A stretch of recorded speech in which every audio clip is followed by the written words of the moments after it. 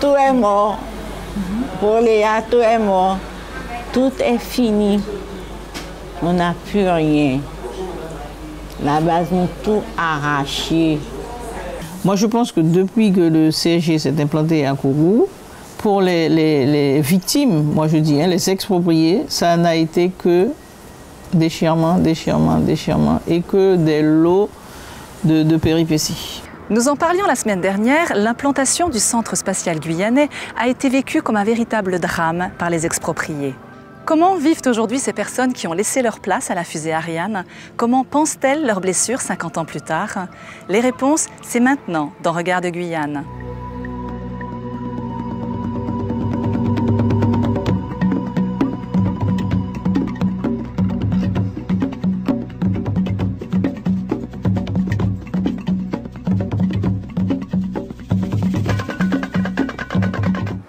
Bonsoir et bienvenue dans Regard de Guyane. Chaque semaine, nous partirons ensemble à la découverte d'un événement, d'une situation majeure dans l'histoire de la Guyane et dont les conséquences sont toujours d'actualité. Ce soir, nous revenons sur l'expropriation de ces hommes et de ces femmes pour l'implantation du Centre spatial guyanais.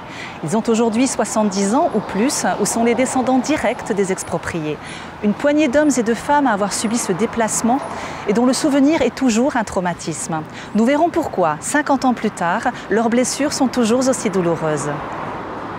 Tout de suite, nous voyons ce reportage. On se retrouve juste après avec un spécialiste des traumatismes. À cause de la base, mais on a une prison. Quand je dis venant de la France, venant d'intellectuels, de gens, de psychologues, de sociologues, de tout ce qui s'ensuit, c'est pas possible.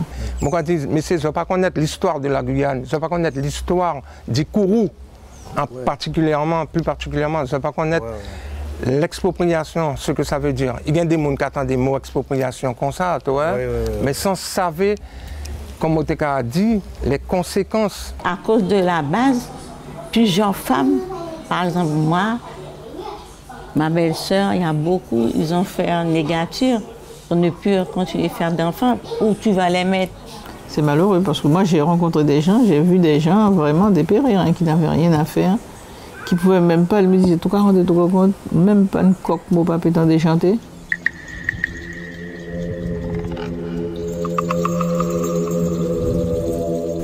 En 1965, Kourou était une petite commune composée de 3 parties, l'Anse, la Savane et le Bourg. La région comprenait également de petits hameaux comme Malmanouri, Rener et Karwabo. En ce temps-là, les agriculteurs vivaient paisiblement sur des terres qu'ils travaillaient depuis des générations.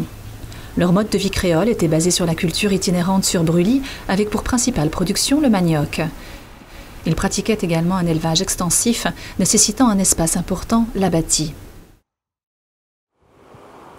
Et puis la technologie et la modernité sont arrivées. Starter de l'économie guyanaise, la fusée Ariane est aujourd'hui un formidable lanceur de satellites qui n'a rien à envier à ses rivales américaines ou russes. Depuis son premier lancement en 1979, la fusée compte aujourd'hui 227 vols à son actif et a encore de beaux jours devant elle. Mais pour implanter ce bijou de technologie dans le département d'Outre-mer, des expropriations ont été nécessaires. Alors, pour les agriculteurs de Kourou et de Malmanouri, il a fallu partir. Expropriés pour les intérêts de la nation, ils ont quitté leurs maisons, leurs bêtes, leurs abatis. Ils ont dû abandonner tout un mode de vie.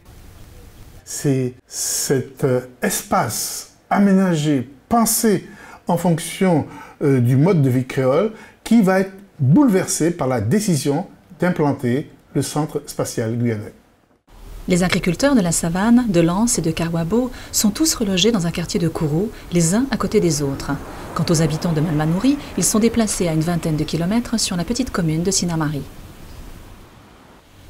Comme à Kourou, les maisons sont étroites, très proches les unes des autres et en totale inadéquation avec la vie de ces agriculteurs attachés à leurs terres et à leur ancien mode de vie. Philippe Pertu, un habitant de Sinamari, passionné d'histoire, échange souvent avec les expropriés de Malmanouri. Émile, l'ouvrier Sainte-Marie, avait 48 ans à l'époque, il en a aujourd'hui 90. À l'annonce de l'expropriation, il a mal vécu la situation. Mais quand on est venu nous annoncer ça, mais on avait déjà des soupçons de ce déménagement-là. Puisqu'on avait déjà déménagé les jeunes Kourou. Je n'étais pas content de cette nouvelle. pour me déplacer où j'étais. C'est à Mahanoï, je suis né à Malmanoï. Alors, ça ne me plaisait pas de sortir de Mahanoï. C'était pas facile, surtout mes enfants.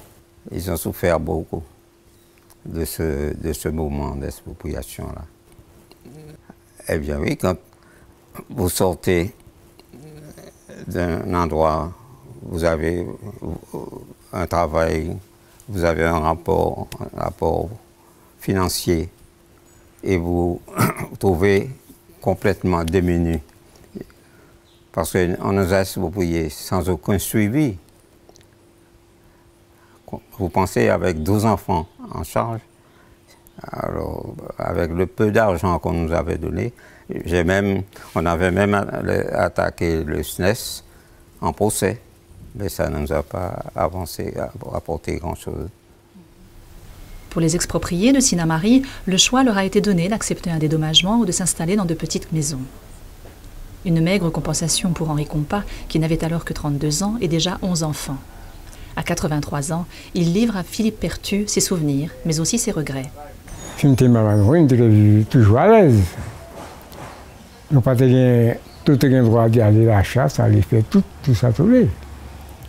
Je suis allé tuer, je suis tuer par 4-5 agoutis, chasse de nuit, biche, cochon bois. Moi, je vais dans le banc de cochon bois, je prends 2 cochons, je choisis un cochon bois. Je prends 2, obligé de tout payer, couper, tirer, trip, mettre dans 4 rideaux pour me pousser le mot qui ça m'arrive. Oui, à l'époque, c'était la bonne vie. À l'époque, c'était la bonne vie. J'ai fait 64 cases d'expropriation. Alors, ça qui prend sous marqué, il ne pas prendre case. Ça qui prend il y a un choix. Si tu as sous marqué, tu vas prendre tout sous marqué. Si tu as les cases, il va battre tout case. Il va donner ça petit carré casa, ça petit carré la quoi, mais juste ça, il va. Les 2 chambres à coucher, les 2 voisins, les chambres étaient collées, c'était un compteur pour des gens. Et à l'époque, ça pas de quoi couturer comme ça, pas de quoi gagner tout et tout ça, à m'occuper de tout. Si Henri Compas regrette un mode de vie, c'est surtout le manque de liberté qui lui pèse aujourd'hui. On était plus à l'aise, mais maintenant, on est vraiment privé de tout. Vraiment, on est privé de tout. On ne peut pas aller à changement, on ne peut pas à la chasse, ça dépend d'aller avec un fusil, on ne peut pas faire absolument rien. Alors, ça va me mobiliser, ma bicyclette, tout est là, la bicyclette, tout est là. On ne peut pas aller pièce côté à présent. Alors, passer moyen, on a mon cas vivre, tout simplement, à la volonté. Vivre à la volonté. Bon, parce que papa même bien marché, bon, mon cas m'écrit à l'air, mon cas fini à l'air, alors, mon cas prend temps pour qu'il vienne. L'expropriation n'est pas bien fait pour nous. Puis nous, tout le temps, on a parlé de ça, on a dit, moi, dans une prison. Moi, dans une prison. À cause de la base, mais on a une prison. Ils ont tout perdu. Et ça a généré quand même de la souffrance psychologique, puisqu'il y a des personnes qui se sont retirées et qui se sont même laissées mourir. Parce qu'il n'y avait pas cet attrait de dire aujourd'hui je me lève, je vais traire les vaches, je vais à la bâtie, je vais faire de la cueillette, je vais couper du bois, je vais recueillir, je vais moudre la canne pour avoir du sirop, etc. Je vais vendre pour pouvoir avoir des subsides parce qu'il n'y avait pas l'allocation familiale. Vous voyez, les parents, quand un avait, il y avait pour tout le monde. Et jamais quelqu'un était démuni de quoi que ce soit. Il y avait toujours ce partage, c'est l'esprit du partage. Ce qu'aujourd'hui, avec l'évolution, je crois que ça a totalement disparu. 50 ans plus tard, les maigres dédommagements ne peuvent faire oublier la manière dont les choses se sont passées et psychologiquement, les douleurs sont toujours présentes. Pour les habitants de Lens et de la savane de Kourou, le déplacement est plus dur encore. Le choix n'est pas donné de prendre terre ou argent, ils sont d'office installés à Kourou, dans un quartier appelé la Cité du Stade, où seul le nom des rues rappelle les terres disparues. Edgar Chochot avait 9 ans quand ses parents ont dû laisser leur place à la fusée Ariane. Qu'on leur a annoncé qu'il fallait partir, quitter tout ce qu'ils avaient, hein, et puis venir à la cité du stade, d'où ils allaient être confinés dans un petit logement associé aux poulets et aux cochons. Donc ça a été une situation invivable et ingérable. Beaucoup se sont retrouvés dans cette cité, hein, sont morts de chagrin. Puis d'autres, n'ayant plus d'activité, sont tombés dans la déchéance, sont morts à cause de l'alcool, dans une déchéance absolue. Et puis voilà, je vous dis, moi qui l'ai subi, je suis tout à fait déchiré par rapport à cette expropriation. Les agriculteurs ont vécu dans une souffrance indicible ces événements. On peut bien entendu, comme je l'ai fait, évoquer des intérêts majeurs, ceux de la nation. Il n'empêche que l'on a affaire à des hommes et à des femmes que l'on a arrachés à leur terre, à la vie qui était la leur, à une vie où on connaissait des moments paisibles, des moments heureux, comme dans toute vie, dans toute société. Et l'expropriation, et plus encore l'installation dans des conditions inconfortables, dans des conditions inappropriées à la pratique de l'agriculture, a constitué dans la vie de ces hommes et de ces femmes une rupture qui a traumatisé, le mot n'est pas trop fort, qui a traumatisé ces agriculteurs, ces familles, et qui a laissé jusqu'à aujourd'hui des traces. Et parfois même des traces physiques, comme pour le père de Juliana Chochot, dont les cheveux sont devenus blancs en une nuit, tant le choc de l'expropriation fut important. Il en a pleuré, il en a souffert toute sa vie jusqu'à son départ, à 88 ans, voire 89. Un article dans la presse locale lui est d'ailleurs consacré. Il raconte comment sa vie a basculé lorsqu'à 46 ans, le CSG lui annonce son expropriation. La petite maison qui lui est allouée à l'époque avec sa famille n'a pas changé en 50 ans. S'il s'en est accommodé, le plus dur pour Alfred Chochot fut ailleurs. Et c'est là qu'il était vraiment malheureux. Quand il a vu mourir ses bêtes, quand il a vu vraiment tout ce qui lui arrivait en fin de compte. La petite chambre qu'il avait, parce qu'il était un assez costaud, il ne pouvait même pas se remuer dans la pièce, il n'avait même pas 3 mètres sur 3 mètres. Il était vraiment malheureux. Et malheureux, quand je vous dis malheureux, à en pleurer, à ne pas manger, à rester calculé, réfléchir. Moi, je l'ai vu. Et il poussait son chapeau à l'arrière, et puis il restait, il disait, bon, regardez côté la base, mettez-moi. Et non, il a beaucoup souffert. Moi, je les ai vus dépérir, les mamies, mes grandes-tantes, mes grands-parents, enfin, tous les habitants de la cité du stade. Et ils te disaient, là, j'ai chaud. Ah, si moi, t'es à m'habitation. Ah, beau fille, regardez, si tu as des 10 frères, etc. Donc, ils n'avaient plus rien. Ils n'avaient même pas des œufs. Parce qu'ils n'avaient plus leur poule, alors que c'est un élément de base pour nous. L'expropriation n'a pas été pensée du tout. On a pensé le dégagement de l'espace nécessaire pour l'implantation de la base spatiale. Le reste est secondaire. Mais ils auraient pu faire une étude, parce que quand même la France avait des têtes pensantes, des politiques de valeur, de grande valeur. Donc faire une étude, savoir qu'on déplace une famille, mais pas du bétail. La colère des expropriés est toujours perceptible 50 ans plus tard. Et pour cause, les conditions dans lesquelles ils vivent aujourd'hui sont exactement les mêmes qu'à l'époque.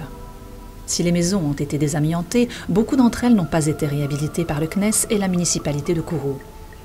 Difficile pour les habitants ou leurs descendants d'oublier l'expropriation dans ces conditions. C'est le séjour, en fin de compte, c'est pas un salon. Bon, après, tout à chacun à modifier ou bien installer ses meubles comme il le conçoit.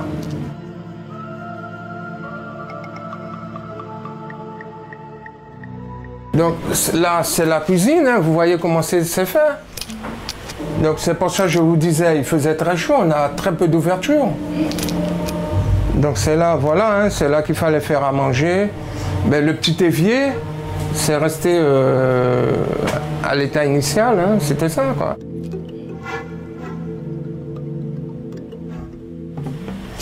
Et puis à l'époque, c'était un petit débarras pour... Vous voyez la grandeur de la pièce.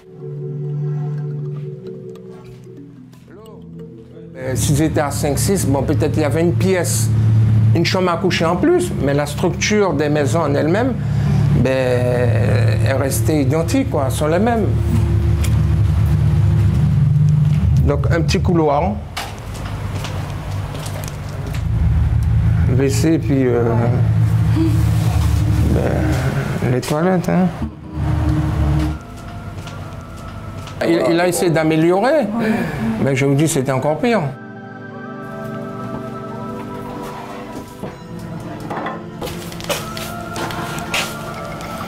Et puis à l'époque, comme c'était des éleveurs, ils avaient leurs poules et leurs cochons.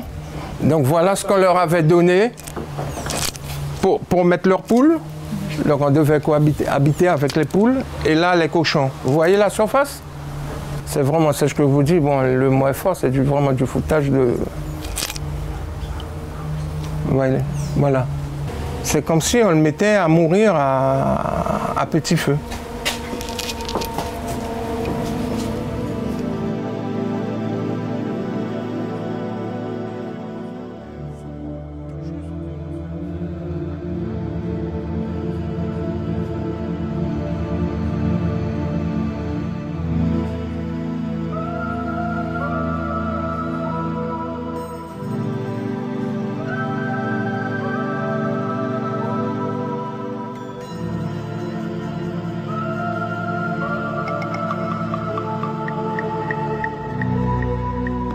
Il y a chez les agriculteurs, chez les familles créoles qui sont frappées par la décision d'expropriation, il y a incompréhension, désarroi et colère. Pas tant devant la décision d'expropriation. La plupart des personnes concernées comprennent qu'il y a là des intérêts qui touchent à ce qui est essentiel en ce temps-là pour la nation française. Ils sont en colère, complètement désemparés devant les conditions de l'expropriation, devant les conditions notamment de réinstallation. Car pour ces agriculteurs, pour ces familles d'agriculteurs, il ne s'agit pas d'un simple déménagement, mais d'un bouleversement inattendu de ce qui est essentiel de leur vie. Il s'agit de changer d'espace, changer de lieu de production pour des lieux non choisis, imposés par les décideurs de l'expropriation. Edgar Chochot revient sur les lieux de ce qui fut l'habitation familiale au moment de l'expropriation. Une maison dont les souvenirs provoquent encore de la colère. Donc voilà, hein, c'est la maison d'où j'ai grandi, c'est là qu'habitaient mon père et ma mère, mes parents. On vivait pratiquement à l'étroit. Hein. Je prends le cas de ma famille, où nous étions à 7 enfants.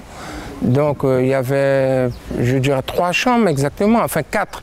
C'est un petit local débarras où il y avait la chambre des parents et puis deux autres chambres qui se partageaient pour les 7 enfants. Hein. Voilà la situation. Donc je vous dis, la vie était vraiment difficile. Je dirais pas misérable, mais difficile dans cette situation que nous avions laissée à l'époque. Dommage, moi j'ai pas les photos. Hein. À l'époque, les grandes personnes ne faisaient pas des photos où la maison valait 2 fois, 3 fois plus que ce poulailler, je dirais pas, cette cage à pigeons. Voilà. Où nous, on avait, je dirais pas le grand standing, mais on avait une vie quand même confortable. Une maison traditionnelle où nous, on dormait c'était plancher, on dormait à l'étage. Donc il n'y a rien de comparable. Et la plupart des gens expropriés avaient quand même cette largesse de vivre à la campagne par rapport à ce parc à cochons qu'on les a mis, qu'on les a installés à la Cité du Stade. Voilà. Donc, comme vous voyez, il y a d'autres qui ont été réhabilités par la municipalité, l'ancienne municipalité, mais il y a un travail conséquent à faire. Hein. Si vous voyez l'état des rues, les passages piétonnes, tout a été abandonné, envahi par le sable. L'éclairage public fonctionne même pas à moitié, mais il y a plus de 50 ans. Mais je dis, il n'est jamais trop tard pour bien faire. En associant tous les acteurs, hein, que ce soit le CNES, le préfet, tous les organismes de bonne volonté qui sont prêts à aider à la réhabilitation. On pourra peut-être donner une autre image de la Cité du Stade. On a demandé à ce que ça soit repris, que s'il fallait ratiboiser, tout casser, refaire avec des petites maisons individuelles, essayer de loger chaque personne individuellement, est-ce que c'était possible? Parce qu'on a remarqué que le centre spatial avait des retombées économiques importantes et positives. Et ça n'a jamais été fait. Donc ça a été un combat politique, un combat où tous les hommes politiques qui sont passés ont décidé que ça aurait été leur combat, etc., qu'on allait essayer de faire au mieux. Rien n'a été fait. Donc on s'est constitué en association et nous avons essayé de faire au mieux pour la réhabilitation des maisons. Nous n'avons pas été tellement consultés pour voir un petit peu comment ça se passait. Les choses se sont faites au niveau politique. Et quelques maisons ont été réhabilitées, les autres ne le sont pas. Et ce que nous souhaitons, c'est que, enfin, aurait souhaité, c'est que la Cité du Stade soit prise en compte dans sa globalité. Et c'est un des projets que l'actuel maire de Kourou entend mettre en place. Maintenant, on va partir sur un projet de réhabilitation sur l'ensemble de la Cité du Stade. Et ça, ce travail doit être fait pas uniquement entre le maire de Kourou et le CNES, il faut les services de l'État, il faut aussi donc le bailleur que nous avons à Kourou, c'est la Simco, et puis bientôt donc avec aussi la CTG, j'espère dans quelques mois. Ce qui est important dans ça, c'est que c'est un dialogue que nous avons pu instaurer au bout de 60 ans, après 60 ans d'expropriation. Aujourd'hui, c'est une solution, c'est une première solution. Je veux dire que c'est un premier combat gagné sur la rencontre entre le CNES, la population et bien entendu la commune de Kourou. Une démarche nécessaire, mais qui n'enlève rien à la colère ni à la douleur des habitants au regard de cette nouvelle vie qu'ils n'ont pas choisie. La base m'a mis dans la misère. Détruit, nous a détruit. La base nous a détruit. Moi, personnellement. Enfin, tu vois, tu regardes, tu vois comment on est l'un sur l'autre. Oui, mais je ne demandais pas de nous mettre loin comme ça, par exemple, mais au moins individuel. Il fallait séparer la maison. Alors, enfin, on fait que passer, alors là, il est trop tard, ma chérie. Tu me fais parler, mais c'est trop tard. Tu me fais parler, mais c'est trop tard. Souvent dans les sociétés humaines, lorsque la souffrance est trop grande, parfois on en vient à ne pas vouloir l'évoquer, à ne pas vouloir charger les générations qui viennent après de ce poids-là. Ou bien alors, on l'évoque constamment, le traumatisme devient un élément essentiel de la vie. J'aurais voulu qu'on en reparle, déjà en parler, faire un travail de mémoire, peut-être expliquer aux jeunes pourquoi ce quartier s'appelle Savane, pourquoi ce quartier s'appelle Lens. Les gens qui y habitent ne le savent même pas. J'aurais souhaité, par exemple, une espèce d'écomusée, un espace pour pouvoir retracer la vie d'antan. À Kourou, comment était Kourou? Parce que ça, on peut le faire. Parce que ce que moi j'aurais voulu, c'était avant mon départ, de faire un livre sur ça. Depuis ma naissance, et puis surtout la période d'expropriation. Je ne demande pas que réparation soit faite, mais au moins qu'il y ait une histoire, qu'on pense à cette Cité du Stade, aux personnes qui ont vécu, je pourrais même dire, une tragédie. Il faut que beaucoup de personnes qui arrivent ou bien qui repartent sachent qu'il y a une histoire à Kourou, et qu'on puisse un jour en parler ouvertement. Nous devons, au-delà de l'évocation des intérêts nationaux, nous devons garder à l'esprit l'existence de ces hommes et de ces femmes qui ont construit la Guyane, la Guyane d'après l'abolition de l'esclavage, qui ont construit la Guyane d'avant la départementalisation et encore cette Guyane d'avant l'ère spatiale. Ces hommes et ces femmes doivent rester dans la mémoire collective comme des bâtisseurs de la Guyane des années 60. Résignés, les déplacés d'Ariane ont fini par refaire leur vie tant bien que mal, même si l'expropriation a laissé des cicatrices qui ne se fermeront jamais et des douleurs psychologiques que rien n'effacera. Pour cette poignée d'hommes et de femmes, le plus important aujourd'hui reste avant tout la mémoire. Celle d'une expropriation pour la gloire de la France et celle de leur sacrifice pour que le progrès avance.